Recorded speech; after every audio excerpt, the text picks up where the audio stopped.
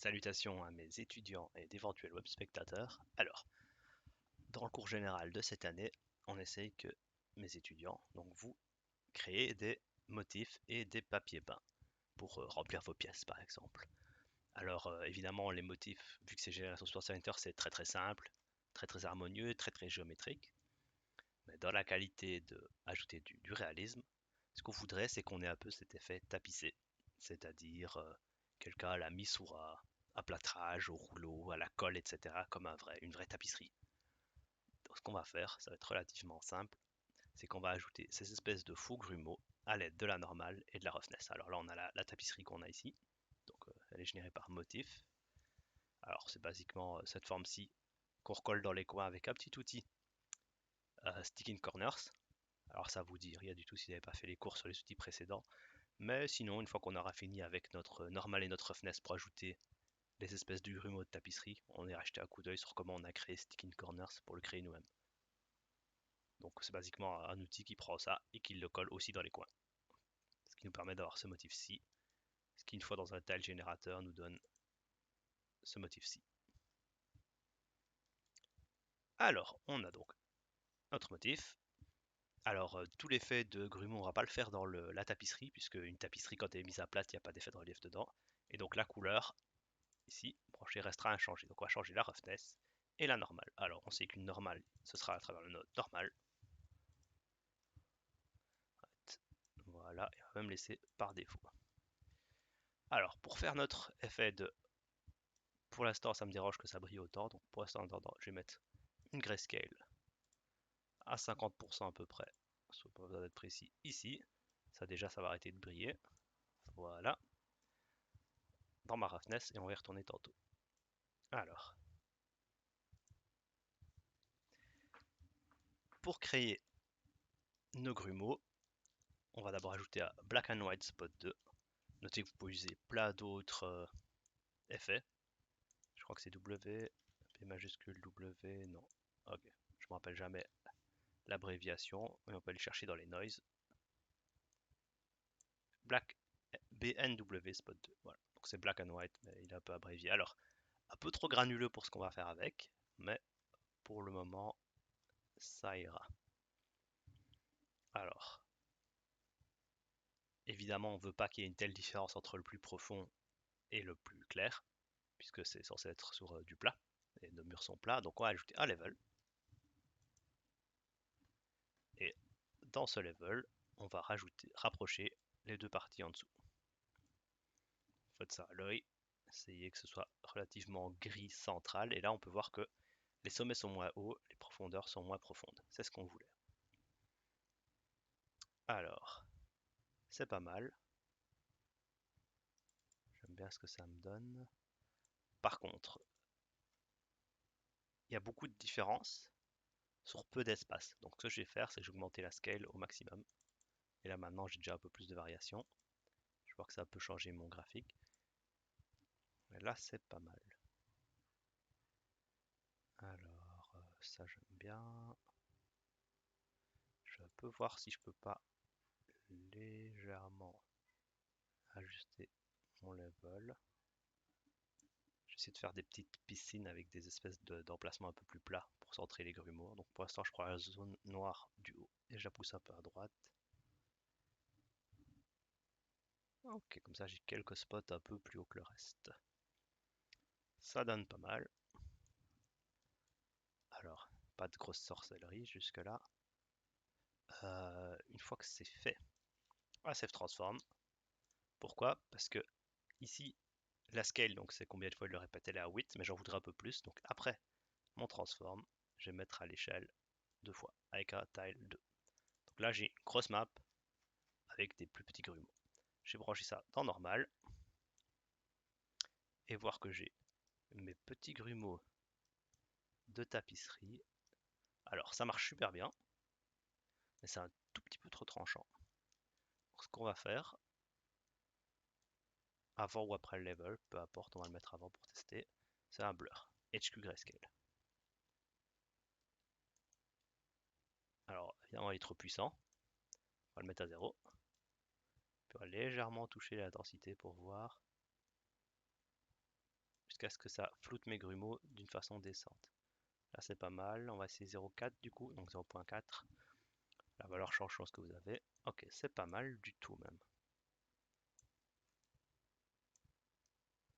Donc je regarde de près, voilà, j'ai un bon effet de papier là. Ça, pour la normale, ça fonctionne bien. Alors, j'ai mon level. Ce que je vais faire, c'est que je vais prendre ça, donc mon noise blurré, et je vais ajouter un autre level. Ce qu'on va faire, c'est essayer d'avoir que quand on regarde à un certain angle, c'est plus brillant, mais pas de face. Comme sur du vrai papier peint. Pour ça, je vais prendre ma map. Est-ce que je pourrais prendre celle qui existe déjà? J'ai déjà fait un travail sur le level là. Si je le connecte au suivant. Ok, j'ai une plage un peu plus intéressante. Je n'y attendais pas. Si je prenais ça dans la plage où on est, donc j'ajuste le blanc et le noir aux deux valeurs qu'on a là, et que je poussais ça sur la droite, c'est pas mal. J'ai ces espèces de zones hors tâche qui sont légèrement différentes. Alors, vu que je vais m'en servir comme un masque, je peux reprendre mes valeurs centrales et les mettre au maximum au minimum. Donc voilà, j'ai quelques zones particulièrement marquées qui, je regarde, sont là où il y a mes sommets. Donc on va essayer. Ça c'est un masque. Ma roughness, je vais prendre deux valeurs. On va prendre celle-ci et celle-là, quitte à les inverser plus tard. Ça sera légèrement plus sombre, 88. Et ça, on va faire une valeur très sèche, ici 163. Évidemment, à blend pour les mélanger, c'est de nuance de gris. Et ça, comme masque. Alors, ça me donne cette map-ci, qui n'est quand même pas très variée. Donc, je vais aller ici, et ça, je vais légèrement le décaler pour récupérer un petit peu des tâches, qu'on puisse quand même différencier le mélange de nos deux maps. Et on obtient une map légèrement à grumeaux, et je vais la connecter dans ma roughness. Alors, pour le moment, bah, ça ne change pas grand-chose quand je regarde vraiment sur le côté. Donc, ce qu'on va faire, c'est prendre la valeur la plus sombre et l'assombrir. Je vois que ça ne change rien, donc je vais les inverser.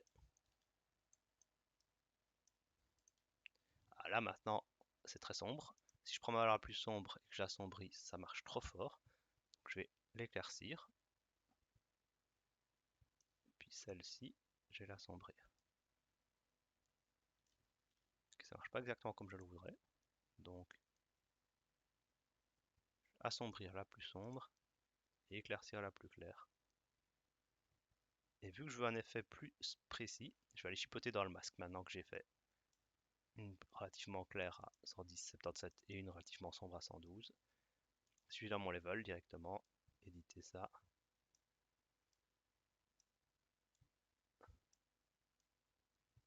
Ah. Bah, quand je regarde un peu sur le côté, j'ai cette espèce de tache. Sans extrême, que l'effet soit légèrement marqué. Ça j'aime bien. Ça fait vraiment... ça respecte un peu les grumeaux, mais ça fait un peu graisse d'ancien mur. C'est bien propre. Donc au final, mon deuxième level, c'est ça. Mon premier level, il est comme ça. Donc on a rapproché ça au fond, puis on a ajusté. Et cette map-ci, si vous voulez l'afficher, elle sert de masque entre cette valeur-ci et cette valeur-là. Ce serait peut-être plus sage, vu que c'est un masque noir-blanc, de faire un auto-contraste et puis d'ajuster. Je vais essayer. Quitte à pas le faire si ça marche pas. Auto levels, c'est même pas un auto-contraste. Voilà. Et puis maintenant, je regarde la valeur la plus claire. On peut la rendre un peu moins claire. Et la valeur la plus sombre, un tout petit peu plus sombre. Je suis à du 92, 169. C'est encore un peu trop évident quand je suis de côté. On va un peu réduire ça. Un peu augmenter. Donc je suis en train de rapprocher les valeurs l'une de l'autre. Basiquement, je diminue l'effet que j'ai fait avec mon contraste. Et voilà, là quand on regarde sur le côté, on a un peu d'usure naturelle et surtout cet effet de grumeau. Alors si on veut des plus gros grumeaux, on peut ou diminuer la scale ici, dans Scale, ou directement aller augmenter ou diminuer, enlever simplement le tile 2 dans le Save Transform. Donc on a notre effet qui est indépendant du papier peint, c'est ce qu'on voulait, c'est le plus important. Si on veut vraiment forcer, mais à ce moment-là on perd un peu en flexibilité, je vais juste le faire pour vous montrer, même si je vous conseille de ne pas le faire, c'est qu'on peut prendre notre couleur ici, ajouter un warp, utiliser cette map-ci de noir et blanc pour notre warp, et puis réduire extrêmement l'intensité pour légèrement déformer. Il va falloir vraiment être très très subtil. Peut-être pas si subtil. Voilà. Le papier peint. Je vous le recommanderais même pas.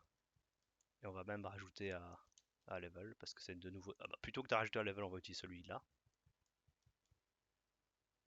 Donc avant l'auto. Et on peut voir que c'est légèrement déformé par le grain. Si on le reconnecte à la place, qu'elle soit aperçue. Voilà, il bouge légèrement. C'est pas très beau, l'effet marche si on a une très bonne résolution, donc on va pas le faire, mais je voulais vous montrer que c'est possible d'utiliser un warp et le masque pour le déformer. Même si c'est pas dans notre optique. Donc voilà, on a notre couleur, on a notre height map, notre roughness, et notre normal qu'on peut contrôler avec ici normal, DirectX pour DirectX, OpenGL pour OpenGL. Vous avez un outil pour les convertir s'il faut autre chose. L'intensité, je l'aime bien, c'est joli. J'ai quelque chose de fort sympathique. Alors, maintenant que c'est fait, avant qu'on ait exporté ça dans Unreal en améliorant votre master de papier peint, parce que ceux de ma classe en ont déjà un, je vais vous montrer comment faire ce magnifique petit outil qui prend un motif et l'applique en coin. Pour ça, on va faire fichier, nouvelle substance, un petit pour un truc vide, on va appeler ça stick to corner. Moi je vais ajouter classe parce que j'en ai déjà un qui marche bien, donc je vais pas faire une copie. Ok, on est dans notre nouveau fichier. Alors, on va créer une fausse entrée avec une shape.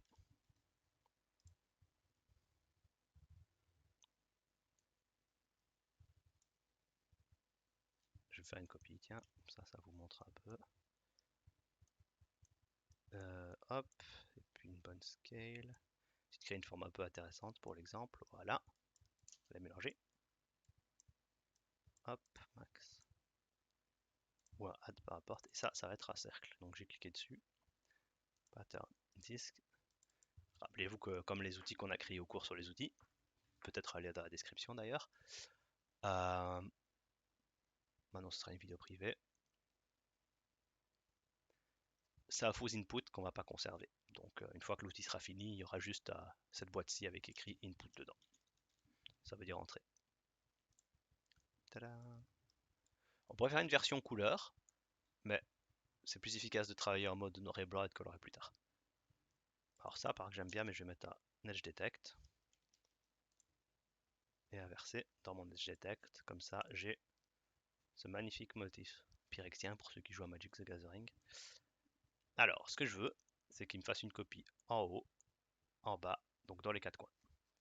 Pour ça, simplement, je vais faire un transform 2D et je peux décaler les valeurs au maximum.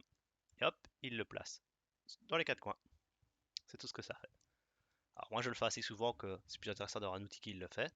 Évidemment, je vais récupérer, enfin évidemment, c'est un choix, mon motif au centre en plus.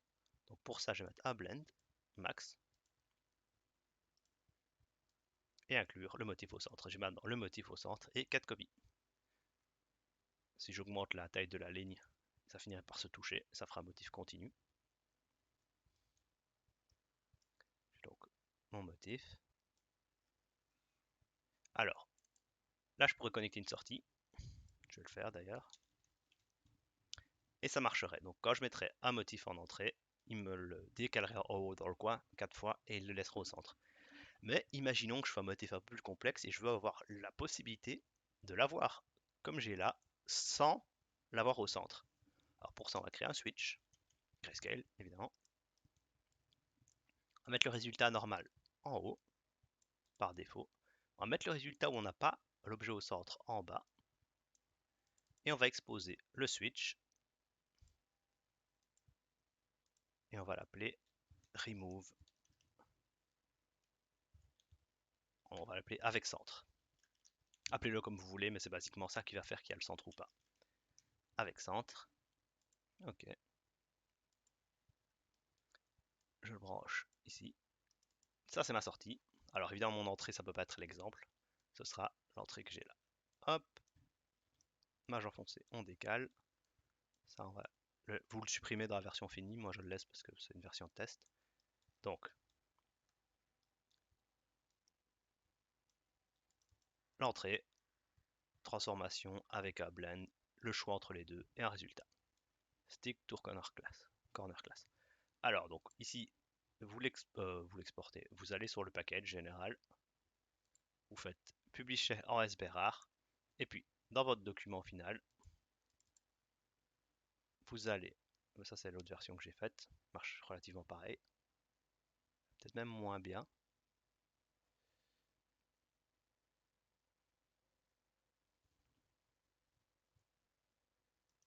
J'ai dû mettre pause pour vérifier que tout était en ordre. Alors, j'ai créé mon outil, je vais aller le chercher.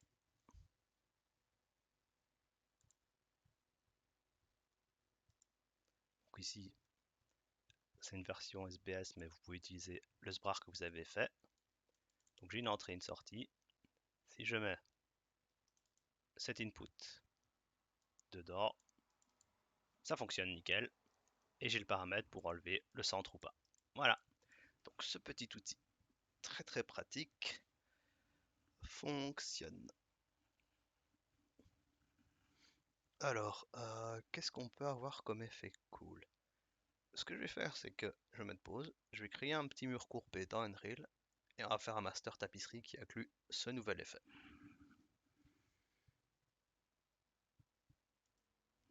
Nous voilà dans le mini studio que j'ai créé pour le cours d'il y a 2 semaines. Alors, si ce vous étiez là, c'est le cours, on a fait les décales qu'on a utilisé dans notre outil, puis qu'on a utilisé notre création d'outils pour faire cet outil-ci. Alors, j'ai alors besoin d'un mur un peu plus courbé pour tester mon matériel, donc je vais l'apporter dans Mesh.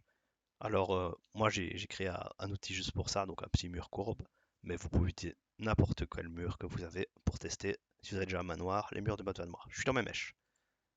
Apport, to game, mesh.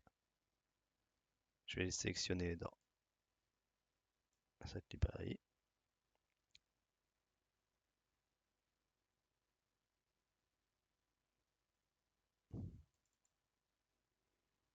Surtout pas là.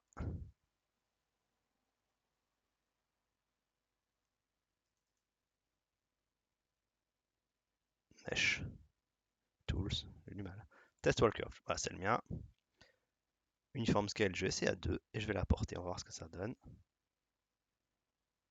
Il dit des âneries, quand je le place, il est tout petit. Alors, je vais directement le supprimer et le réapporter correctement avec une autre taille. Import, le même, on va le mettre à 20, import. Et là, tout de suite, ça va aller mieux quand je le place.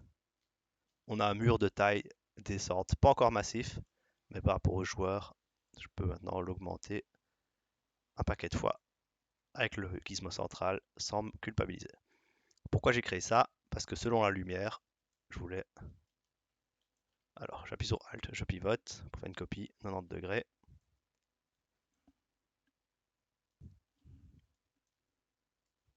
Je vais faire ça encore une fois. Donc Alt enfoncé et on pivote pour créer une copie pivotée. C'est que des multiples de 90 degrés, qu'ils soient positifs ou négatifs. Si vous avez toujours la grille activée, il fait ça proprement.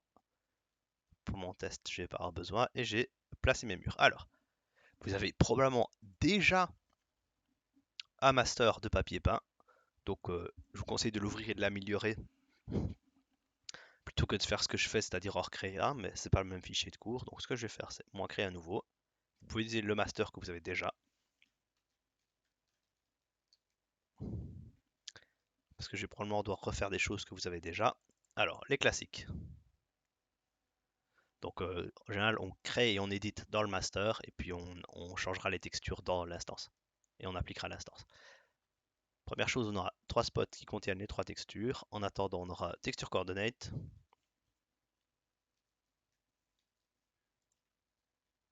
C'est pas le bon. Je vais taper co et prendre texture coordinate. Voilà, c'est celui-là, c'est le truc rouge. On peut changer les deux valeurs, mais vu que notre papier paille va se répéter uniformément, on va juste le multiplier par une constante.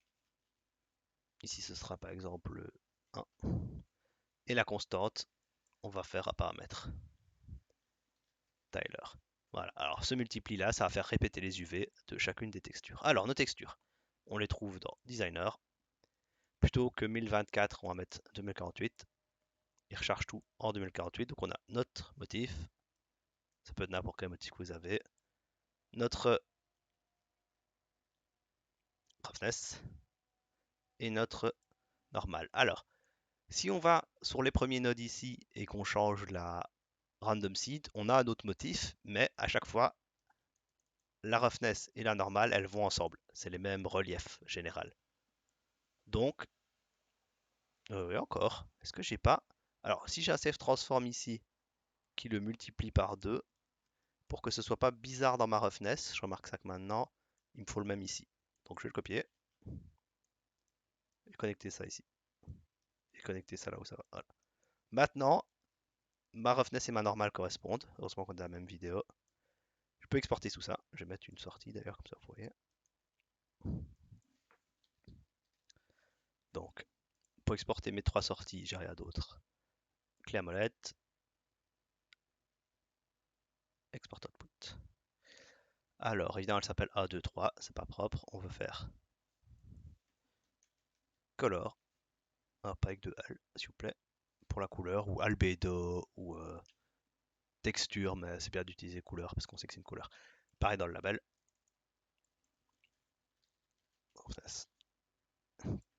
Copier, coller.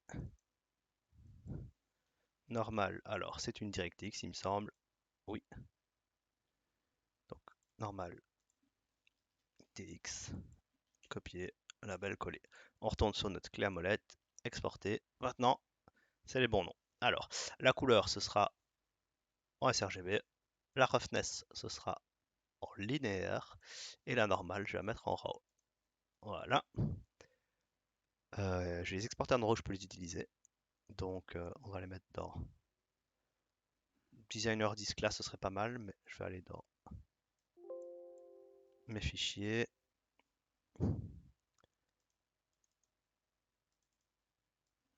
Mes dataset librairie, classe.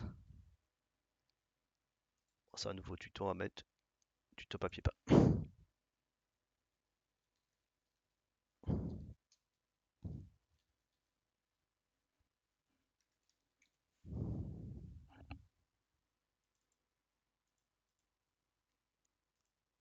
C'est exporté. Alors, nous revoilà dans Unreal. Espace pour avoir ma librairie qui apparaît, s'il veut bien. Non, c'était contrôle espace, parfait. Alors, dans texture, classe, je vais appeler ça PP pour papier peint. Importer. Chercher où sont mes textures.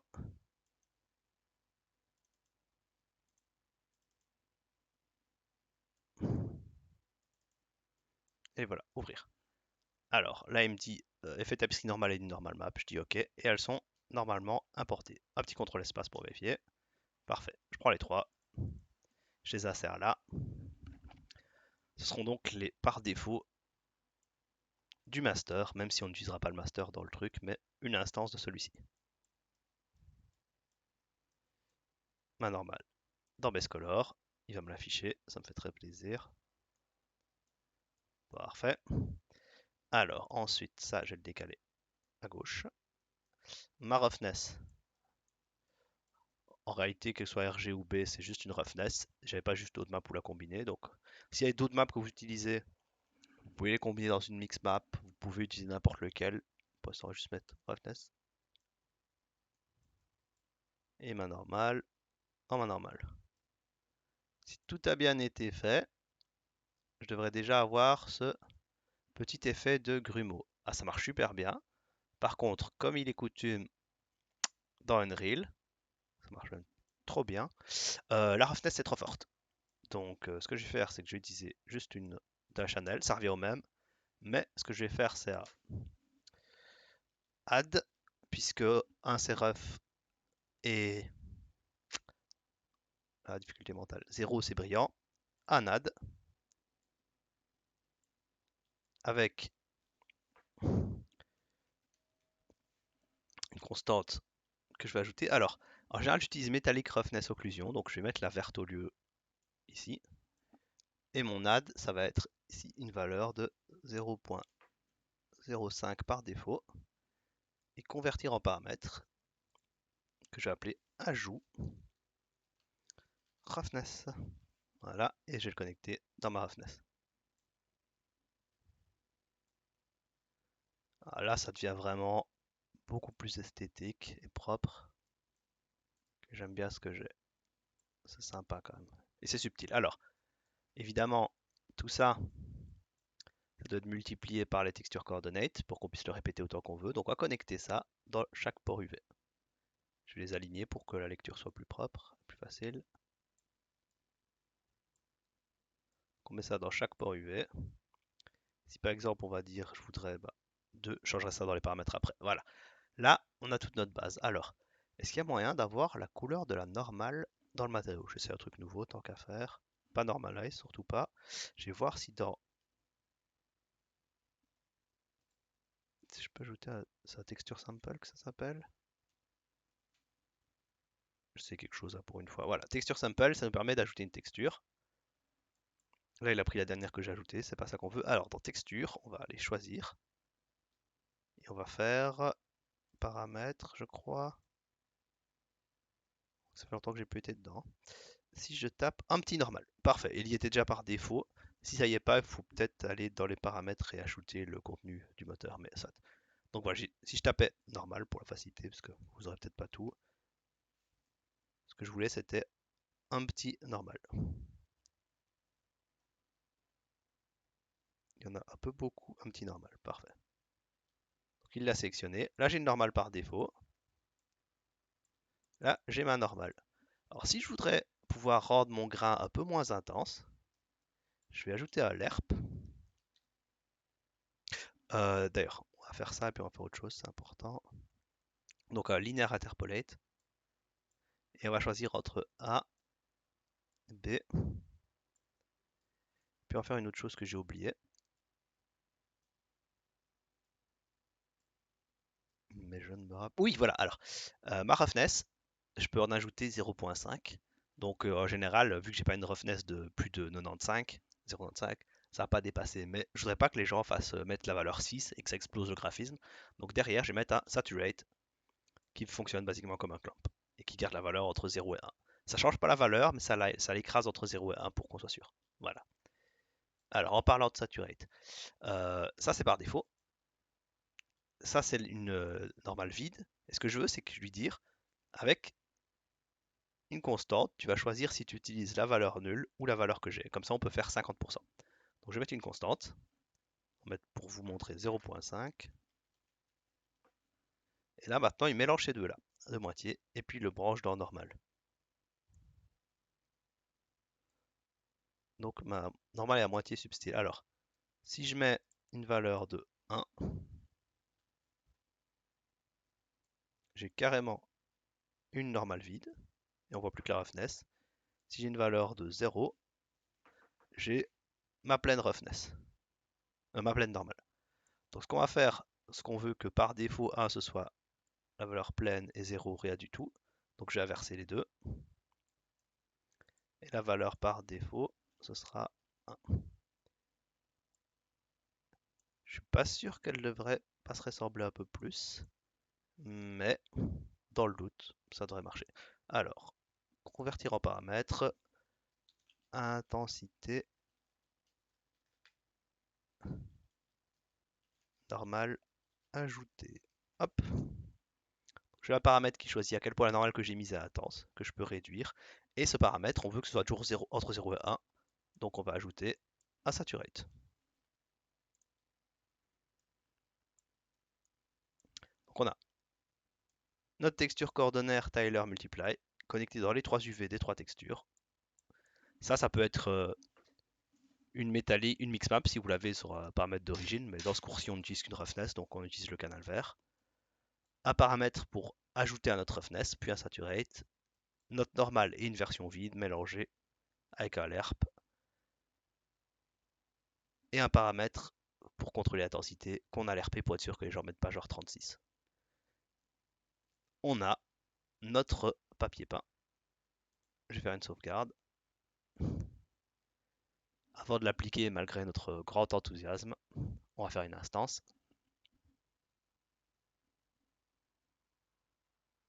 Supposons que mon ordi tient le coup jusqu'à la fin de la vidéo.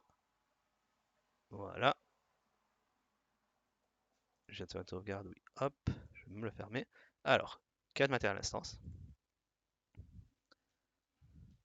Donc je vais le mettre dans matériaux.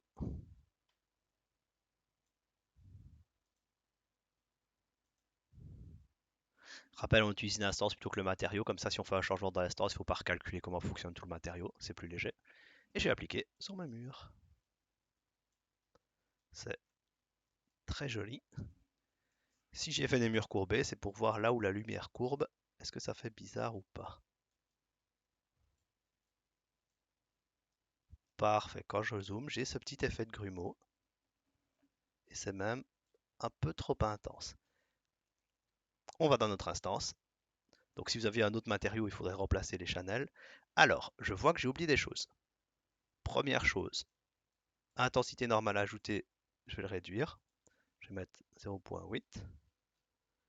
Maintenant, ma normale est moins intense par rapport à une normale vide. Ajout roughness, on va mettre 0.8.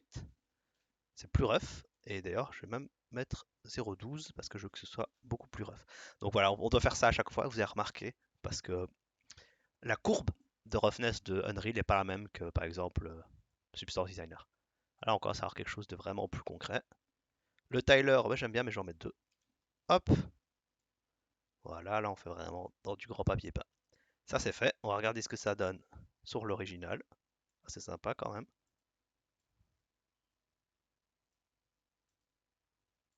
Par contre, ce que j'ai oublié, c'est que ici, dans mon instance, je ne peux pas changer les textures. Donc, je ne peux pas mettre une autre normale, une autre roughness ou une mix map et une autre couleur. Pour ça, comment corriger cette erreur? Ça, c'est oubli. Je vais dans mon master, je l'ouvre. Et en réalité, ces trois textures doivent être converties en paramètres. Donc la couleur, convertir en paramètres. On va mettre P/bas couleur. Je vais même copier le P/A parce que je suis énervé. Ensuite ça, convertir en paramètres. P/bas ref. De nouveau, ça peut être une mixmap à la place. Donc ref ou mixmap. Et ici, convertir en paramètres. P/bas normal map. J'ai donc toutes mes données. Si je sauvegarde, je peux aller voir dans mon instance. Puisque vous devez avoir que techniquement un seul master pour tous vos papiers peints qui marchent tous de la même façon. Et quand je vais voir dans mon instance, ça c'est mon instance, on va mettre le cylindre, tiens. Magnifique. On a la couleur, la normale et la roughness qu'on peut activer et changer à notre guise. Voilà, on va les sauvegarder. Et je peux la tester sur différentes choses si je veux, parce que ça fonctionne.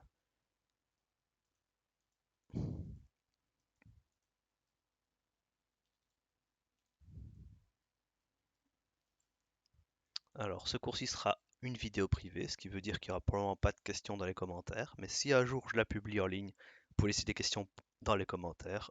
Mais si tu veux, vous pouvez me poser la question directement. Ah bah tiens, je vais augmenter le tiling pour cette instance-là. Alors, c'est parce que j'ai copié le master, comme un criminel. Donc, on va aller chercher le matériel et l'appliquer. Ah, c'est mieux. Je disais donc, mes étudiants, vous pouvez me poser des questions directement par Discord, Skype ou le moyen qu'on utilise pour communiquer. Et ceux qui regardent ça en ligne, en commentaire. On voit que ça marche, on a fait un truc vachement sympa, un peu New Age.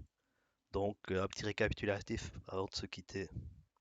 Le matériel est créé dans Substance Designer, avec un motif qui se répète, et l'outil Sticking Corners qu'on a créé ensemble. Bon, je vais vous montrer un récap, combinaison de ces deux formes. Pour cette forme-ci, l'outil l'a fait là. Alors, je sais qu'il n'y a rien dans le centre, donc dans le centre, on a rajouté un point. Quand on le répète, il y a une fois celui du 1 sur 5 qui est au centre, le reste à l'extérieur. Alors là, je voulais faire l'inverse. Donc dans les trous ici, j'ai un vide, donc on en a un cercle vide. Transform 2D. Le même tile generator. Comme ça, on a le truc dans les coins. Et puis c'est combiné. Et on les utilise comme masque pour ajouter les couleurs. Tout mignon, tout simple. J'espère que ça vous inspire dans vos propres papiers peints. La roughness, la normale, tout ça combiné dans un master. Et puis on utilise l'instance. Voilà. En vrai, je me demande quelle taille on est. Si on avait un joueur, on va ajouter à Johnson pour voir la taille d'un joueur. Hop, shape cube. Donc à Johnson, c'est un monsieur qui fait à peu près 2 mètres, donc la taille de 2 cubes, légèrement enfoncé dans le sol. Ok, donc si ça c'est un humain de taille normale, les motifs ils se répètent sur ces UV-ci. Ils se répètent pas assez. Donc ce qu'on va faire c'est M papier par instance, dupliquer, M papier par instance, to scale, ça veut dire à l'échelle. Et je vais aller dans mon paramètre Tyler et mettre une valeur 4. Je sauvegarde, je place ça sur mon autre écran. Alors, matériel, c'est pas le bon matériel. Même papier peint, tac tac tac tac tac, matériel. To scale, hop, voilà, il est à la bonne échelle. Ça serait agréable à regarder pour une personne au sol. Ça pourrait être encore un peu plus petit. Si je retourne là, j'ai mon instance, je vais mettre width. Ok, là c'est une bonne échelle. Donc on a un bon gras. Il faut déjà être très près pour remarquer le grain, ce qui veut dire que c'est dur de voir que le grain se répète quand même. Et c'est joli. On peut toujours diminuer la normale, changer des valeurs et s'amuser. Ça fait déjà 1 heure et demie de cours avec les 2 vidéos, donc je pense que ce sera assez pour aujourd'hui. Passez une bonne semaine pour mes étudiants. Passez une bonne matinée, après-midi ou soirée pour mes web spectateurs. Et à la semaine prochaine.